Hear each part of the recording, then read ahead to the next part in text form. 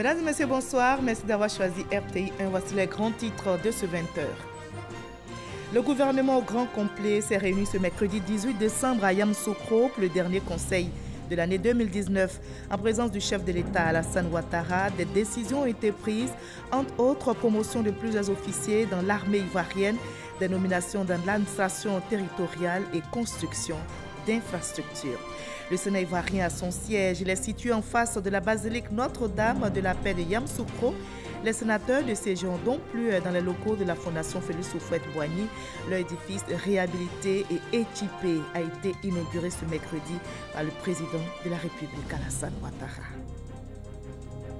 À quelques jours de la fête de Noël, 3000 enfants reçoivent la visite du Père Noël au palais présidentiel. Ces enfants, dont l'âge varie entre 2 et 10 ans, ont reçu de nombreux cadeaux. C'est une initiative de la Fondation Children of Africa, dirigée par la première dame Dominique Ouattara. Tous les enfants sont repartis tout heureux, les bras chargés de dons. 93 acteurs du secteur de la communication et des médias ont été décorés dans l'ordre du mérite de la communication, une distinction pour reconnaître leur mérite et leur contribution au rayonnement du secteur. C'est une initiative du ministère de la Communication et des médias.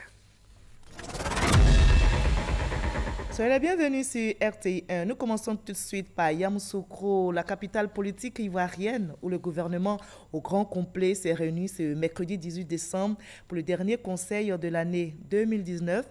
En présence du chef de l'État, Alassane Ouattara, des décisions ont été prises, entre autres promotion de plusieurs officiers dans l'armée ivoirienne.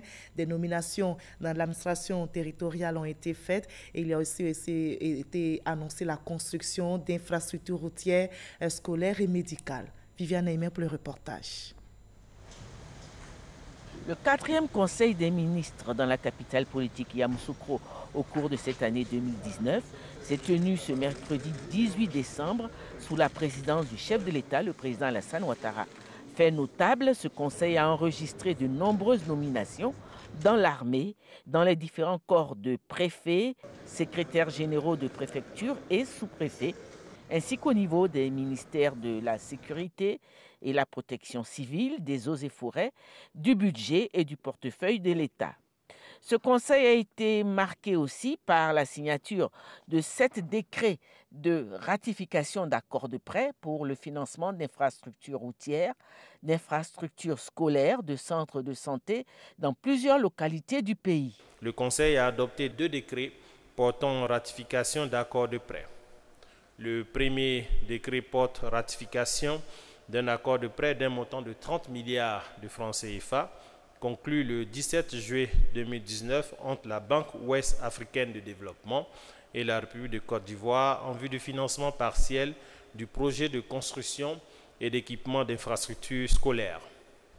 Ce financement porte sur la construction de 1105 classes du préscolaire et du primaire, de 6 collèges, de 3 lycées et la fourniture de 54 030 tables-bancs semi-métalliques dans les villes d'Abengoro, d'Abidjan, d'Aboasso, de Bondoukou, de Daoukro, de Bongwanou, de Bouna, de Mankono, de Daloa, de Dimbokro et de Ferkesedougou. Le deuxième décret porte ratification d'un accord de prêt d'un montant de 16 milliards de francs CFA, conclu le 2 décembre 2019 entre la Banque ouest africaine de développement et la République de Côte d'Ivoire en vue du financement partiel de 519 salles de classe dans le cadre de la tranche d'urgence du projet de construction et d'équipement d'infrastructures scolaires. Ce financement permettra de construire et d'équiper 455 salles de classe du préscolaire et du primaire, 4 collèges totalisant 64 salles de classe et de mettre à la disposition des établissements scolaires 34 030 tables-bancs semi-métalliques sur l'ensemble du territoire national. Le Conseil a adopté un accord de prêt d'un montant de 8,8 milliards de francs CFA, conclu le 30 octobre 2019 entre le Fonds saoudien de développement et la République de Côte d'Ivoire en vue du financement du programme pilote de développement des zones rurales. Ce programme vise à renforcer les infrastructures de base dans les régions les plus défavorisées, dont les régions du Boukani et du Poro, choisies pour la phase pilote. Il consiste précisément en la construction de 16 centres de santé intégrés, soit 8 centres par région, y compris les logements pour infirmiers et sages-femmes, la construction de 16 écoles, à raison de 8 écoles par région, la construction de forages de puits équipés de pompes à main et la réhabilitation d'environ 119 km de routes rurales dans les deux régions. Les récentes visites du président de la République Alassane Ouattara en Arabie Saoudite et en Russie sont porteuses de fruits. Le Conseil a pris acte de la mise en œuvre de plusieurs projets conclus à la faveur de ces deux visites à l'étranger. Le président de la République a effectué une visite officielle du 7 au 9 septembre 2019 en Arabie Saoudite. À cette occasion, le président de la République et son hôte, le roi d'Arabie Saoudite, ont examiné les voies et moyens de développer et de renforcer davantage la coopération entre leurs deux pays dans divers domaines, notamment par l'investissement en exploitant les potentialités existantes et en envisageant la signature d'accords de coopération. Ils ont convenu d'étendre cette coopération à d'autres domaines pour lesquels le président de la République a souhaité bénéficier de l'expérience saoudienne. Dans cet élan, une liaison aérienne entre Djeddah et Abidjan sera ouverte dans les jours à venir. Les deux chefs d'État ont également évoqué la situation sécuritaire dans le monde et notamment dans la région ouest africaine et convenu de la nécessité de conjuguer leurs efforts afin de soutenir toutes les initiatives visant à parvenir à la paix, à la sécurité, à la stabilité dans cette région.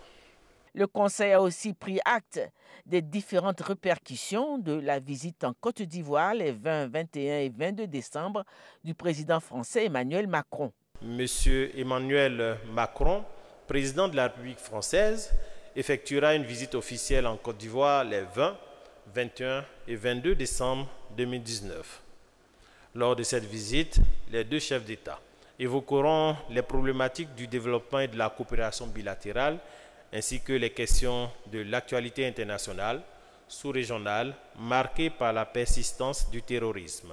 Il est également prévu, sous l'égide des chefs d'État, la signature de nombreux accords et contrats, dont celui du métro d'Abidjan, ainsi que celui de l'extension de l'aéroport international Félix Houphouët-Boigny. Au plan du ministère de la Justice et des Droits de l'Homme, le Conseil a donné son accord pour la création d'un bureau central de la naturalisation pour un meilleur traitement des demandes.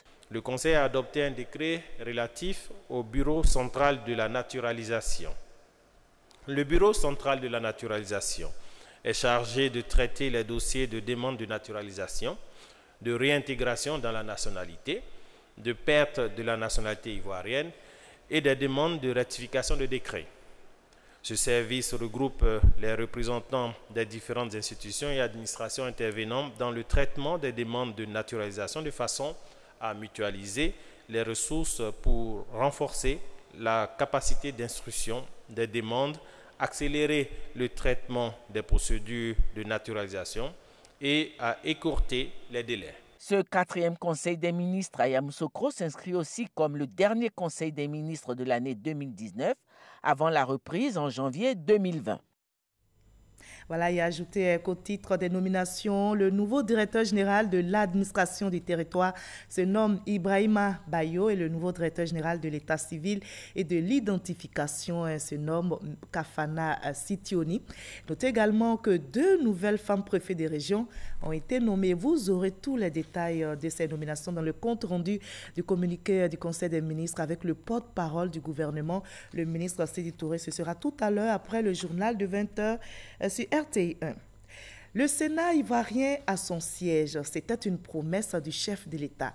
Le siège est situé en face de la basilique Notre-Dame de la Paix de Yamoussoukro.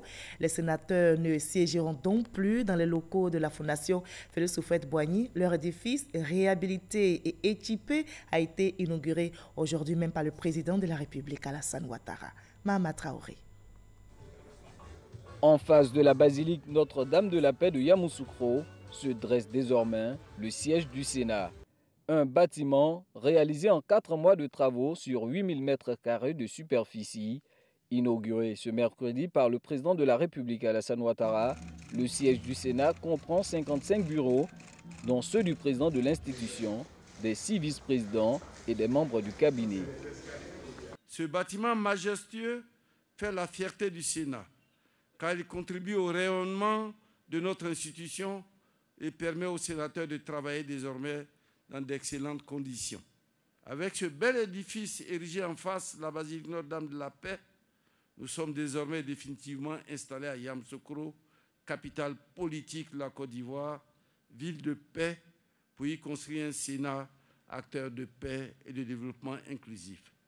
Je voudrais, investi de votre confiance, prendre à nouveau l'engagement d'œuvrer sans relâche à vos côtés, Monsieur le Président, et avec tous les sénateurs, pour que notre jeune démocratie puisse s'affirmer à travers cette institution qu'est le Sénat. Après une visite des locaux du siège du Sénat, le chef de l'État se réjouit de voir sa volonté de transférer progressivement la capitale à Yamoussoukro se concrétiser. D'abord un sentiment de joie, mais de fierté que nous ayons pu transférer le Sénat dans un ensemble aussi beau. Et je pense que nous allons essayer d'acquérir tous les terrains autour pour doubler ou tripler la superficie, pour pouvoir faire d'autres constructions qui permettraient au Sénat d'avoir toute son ampleur et aussi faire en sorte que, étant juste en face de la basilique, quelquefois certains événements peuvent avoir lieu ici. Et je voudrais profiter pour féliciter le président du Sénat. Je sais qu'il a suivi les travaux de très près. Nous sommes très heureux, mais surtout très fiers. Voilà, le Sénat a été transféré, la médiature aussi, et on y va petit à petit, et on continuera. Créé par la Constitution du 8 novembre 2016, le Sénat a été officiellement installé en avril 2018. Les travaux en plénière et en commission de l'institution vont toujours se tenir dans l'enceinte de la Fondation Félix Houphouët-Boigny pour la recherche de la paix de Yamoussoukro. Les infrastructures sont donc en marche à Yamoussoukro, toujours dans la capitale politique ivoirienne. Le centre hospitalier régional a été inauguré aujourd'hui même par le président de la République, Alassane Ouattara. C'est un projet qui entre dans le cadre de la mise en œuvre de la CMU, la couverture maladie universelle. L'État de Côte d'Ivoire engage ainsi la réhabilitation, la réalisation de plusieurs infrastructures sur l'ensemble du territoire ivoirien. Nous y reviendrons dans nos prochains journaux. À quelques jours de la fête de Noël, vous allez le voir, 3000 enfants ont reçu la visite du Père Noël au palais présidentiel et ces enfants, dont l'âge varie entre 2 et 10 ans, ont reçu de nombreux cadeaux. C'est une initiative de la Fondation Children of Africa dirigée par la première dame Dominique Ouattara et tous les enfants sont repartis tout heureux, les bras chargés de dons à la satisfaction de la première dame organisatrice de ce grand arbre de Noël. Je vous propose d'écouter sa réaction. Elle est au micro de notre reporter Jérôme Koufi-Abolin. Noël est le moment de l'année que j'affectionne le plus, car il est symbole de partage, de joie, surtout pour les enfants. C'est pourquoi, avec ma fondation Children of Africa, j'ai décidé depuis plus de 20 ans d'offrir des arbres de Noël à des milliers d'enfants défavorisés chaque année. C'est un moment magique, au cours duquel toutes les barrières sociales disparaissent pour faire place à l'affection et au partage. Mes chers enfants, je souhaite que vous profitiez de cette belle journée à la découverte des nouvelles attractions que nous vous avons préparées et que vous rentriez chez vous la tête pleine de beaux souvenirs et le cœur riche de nouvelles amitiés. Je vous conduis maintenant à l'ONU avec cette question ouverte. Quelles sont les recettes qui ont permis à la Côte d'Ivoire de réaliser une sortie de crise réussie après plusieurs années de conflit? Le sujet justement était au cœur d'un panel organisé à New York aux États-Unis par l'Institut international de la paix avec la mission permanente de la République de Côte d'Ivoire auprès des Nations unies. Le ministre Marcel Amontano a livré à l'assistance les recettes de cette sortie de crise réussie. Michel Digré depuis les États-Unis. C'est une sortie de crise gravée en lettres d'or dans les annales des Nations Unies. Comment la Côte d'Ivoire est-elle arrivée à cette performance? Le ministre des Affaires étrangères Marcel Amontano livre la recette. Bien souvent, on se focalise essentiellement sur le DDR, en se disant il faut désarmer, il faut démobiliser, il faut réinsérer les ex-combattants. C'est vrai. Mais si vous ne faites que cela, et que pendant ce temps, les populations ne voient pas la différence entre la période de crise et la période post-conflit, en termes d'amélioration immédiate de leurs conditions de vie, pour ce qui est essentiel, c'est difficile, c'est beaucoup plus difficile. Et c'est ce que le président a compris.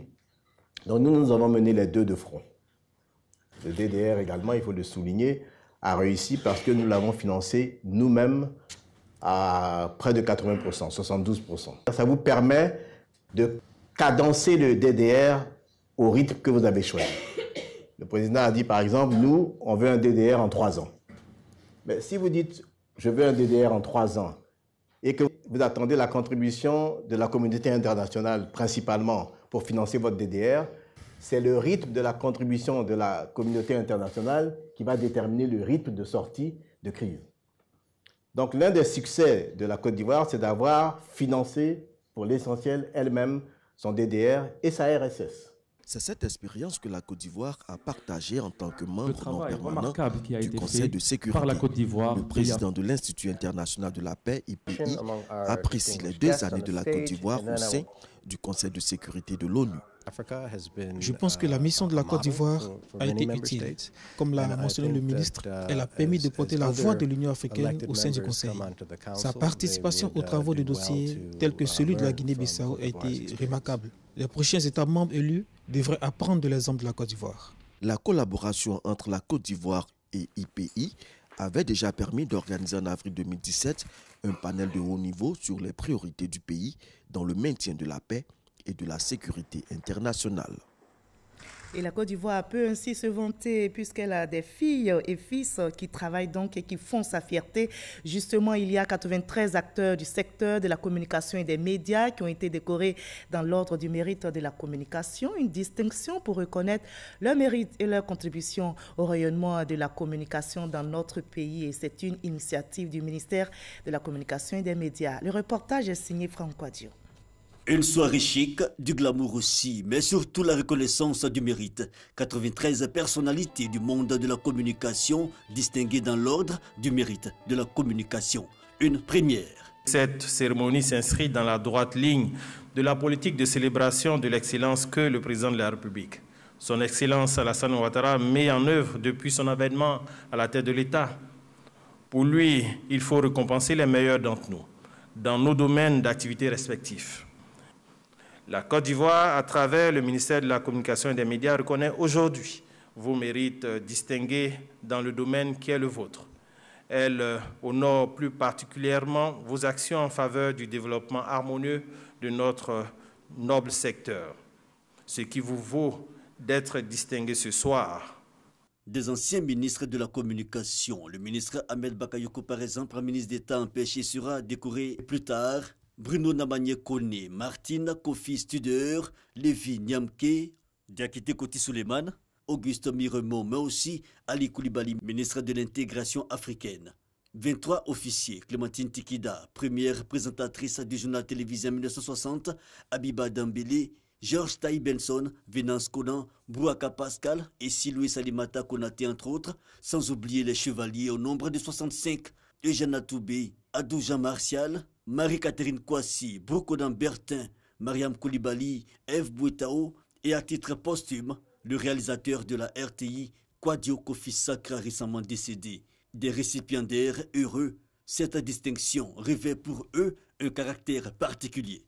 La distinction de ce jour nous conforte encore plus dans la voie que nous avons choisie, celle de la détermination dans le travail, le professionnalisme, la responsabilité en toute humilité. Secteur extrêmement difficile. Nous avons mené quelques actions qui, aujourd'hui, continuent de porter des fruits. Nous tirons de cette décoration une réelle fierté et je voudrais remercier le ministre de la Communication et des médias pour y avoir pensé. Je suis arrivé dans cette maison précisément le 1er juillet 1978. Ça fait exactement 41 ans. Donc je pense que c'est le travail de ces 41 années qui est récompensé aujourd'hui. C'est toujours important de reconnaître le mérite des uns et des autres. J'avoue que j'ai été agréablement surprise, très honorée d'avoir été distinguée. Je mets Dieu en premier parce que dans Jean 15,5, il a dit « Je suis le cep et vous les sarments. Sans moi, vous ne pouvez rien faire. » C'est grâce à Dieu que je puis faire ce que je fais.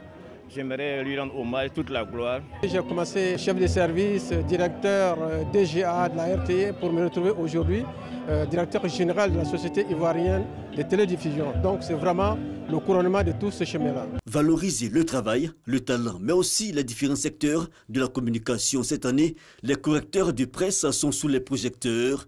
André Firmin, président de l'Union nationale des professionnels de la correction de Côte d'Ivoire, est intervenu sur le thème « Le droit à l'information, zéro faute ». Rappelons que l'instauration de cette distinction est partie du décret présidentiel de 2015 instituant un ordre du mérite de la communication. Voilà, un travail passionnant. Donc, félicitations à tous les récipiendaires. Vous vous souvenez de cette date? C'était le 16 décembre dernier. L'échangeur de l'amitié ivoiro-japonaise a été officiellement ouvert à la circulation. L'ouvrage accueille donc ses premiers usagers. Mais quel est le constat de ces premiers moments? On le fait avec notre équipe de reportage conduite par Jean-Luc Bambo. 48 heures après son ouverture officielle à la circulation, les usagers de l'échangeur de l'amitié ivoiro-japonaise profitent pleinement de l'ouvrage. C'est joli à voir, c'est très beau. Ça fait un mois que je ne suis pas passé ici. Ça a été inauguré. J'ai voulu profiter de l'occasion que je vais à Port-Boué, passer sur le pont, enfin le nouvel échangeur pour voir ce que ça donne. La circulation pour les usagers allant dans le sens aéroport, Treichville ou Pont de Gaulle est parfaitement fluide sur l'échangeur. Certains automobilistes se trompent même de voie pour leurs premiers instants sur l'ouvrage.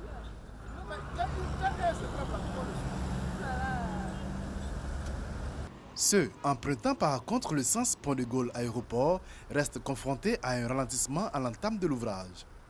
C'est parce qu'on ne connaît pas encore le trajet.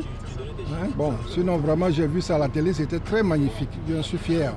La méconnaissance du trajet, mais également la présence de blocs de béton à certains endroits de la chaussée explique ce ralentissement. C'est dû au béton rouge-blanc qui sont encore sur la voie, qui n'ont pas encore été débarrassés. Voilà. Sinon, voici c'est fait, il n'y aura plus d'embouteillage. Cela fait les affaires des vendeurs à la sauvette qui ont élu domicile à cet endroit depuis plusieurs années, même s'ils sont conscients que l'achèvement définitif de l'ouvrage les contraindra à revoir le gain à la baisse ou à se reconvertir. Depuis l'entame de ce pont, les voitures, maintenant, il n'y a plus trop d'embouteillage. Donc, du coup, nous, ça réduit nos revenus. Je veux que même on aille voir ailleurs. C'est pas ici, on doit rester. L'échangeur inauguré le 16 décembre dernier n'est qu'à sa première phase.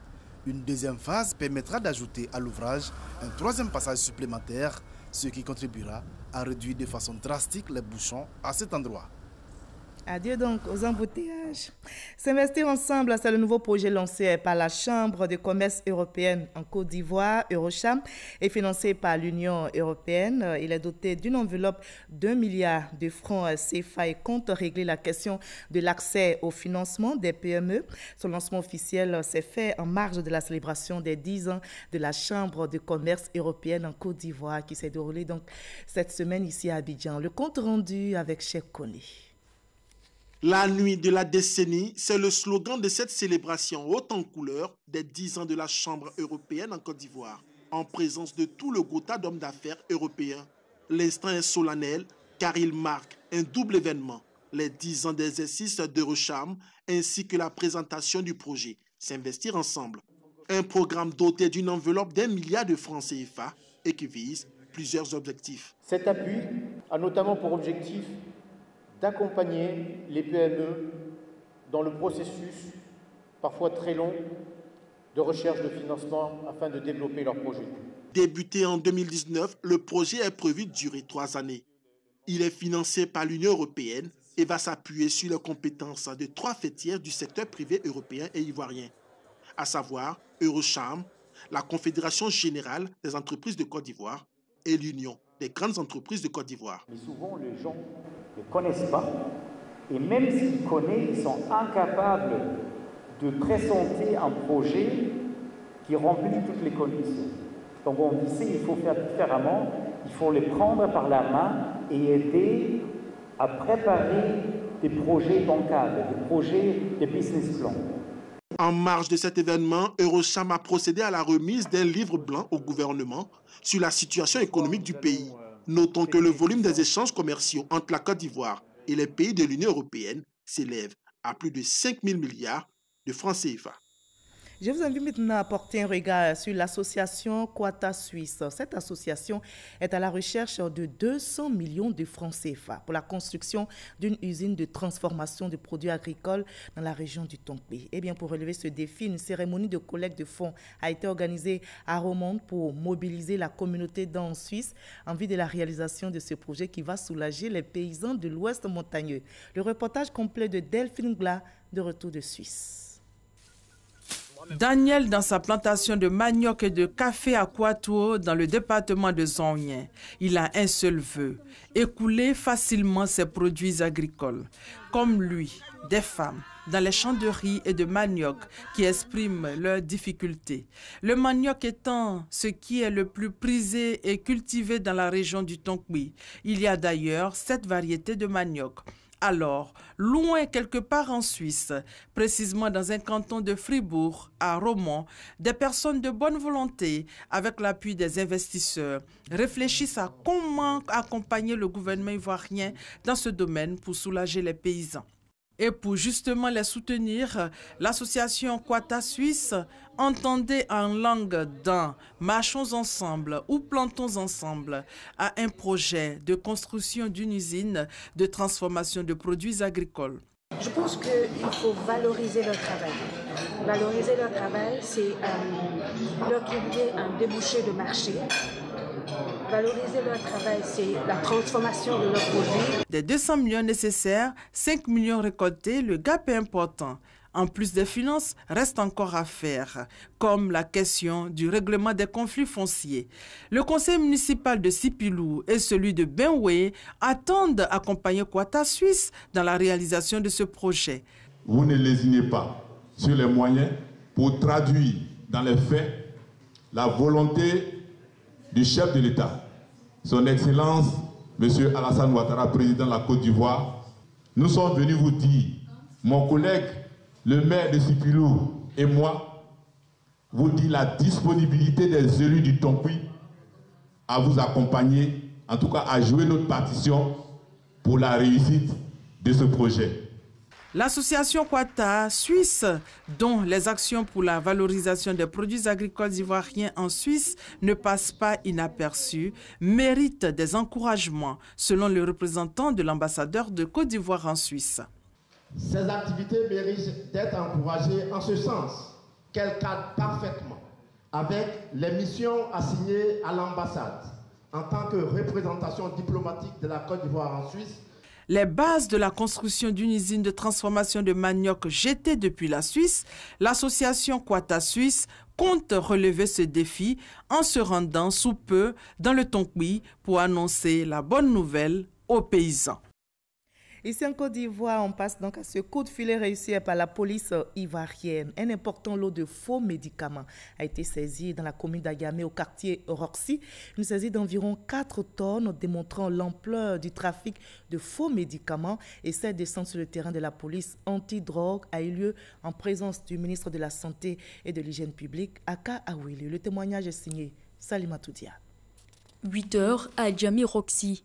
La police antidrogue vient de mettre la main sur des cartons suspects dissimulés dans des étagères du marché Roxy. 4 tonnes de médicaments de qualité inférieure et falsifiés retrouvés. Présent sur les lieux, le ministre de la Santé et de l'Hygiène publique, Eugène Akaole, constate le lot de médicaments qui ne respectent pas les normes de conservation et qui sont souvent de mauvaise composition. Cette saisie de faux médicaments est la 4e opération du genre en 8 mois menée par le ministère de la Santé et de l'Hygiène publique en collaboration avec la police antidrogue. Les produits saisis devront être incinérés dans les conditions adéquates. Et je rappelle dans l'actualité en Côte d'Ivoire que le gouvernement au grand complet s'est réuni ce mercredi 18 décembre à Yamoussoukro pour le dernier conseil de l'année 2019. C'était en présence du chef de l'État Alassane Ouattara et des décisions ont été prises, entre autres promotion de plusieurs officiers dans l'armée ivoirienne, des nominations dans l'administration territoriale et construction d'infrastructures. Justement, vous aurez le compte rendu du Conseil des ministres tout juste après ce journal. Et le Sénat ivoirien a aussi son siège. Il est situé en face de la basilique Notre-Dame de la Paix de Yamoussoukro. Les sénateurs ne siégeront donc plus dans les locaux de la Fondation Félix Houphouët-Boigny. Leur édifice réhabilité et équipé a été inauguré ce mercredi 18 décembre par le président de la République, Alassane Ouattara. Fin de ce 20h, supervisé par Hugues Blé. Il a été également réalisé par RB. Merci à toute l'équipe de réalisation, toute l'équipe technique, mais surtout à vous de continuer à nous suivre. À demain 20h, très belle soirée.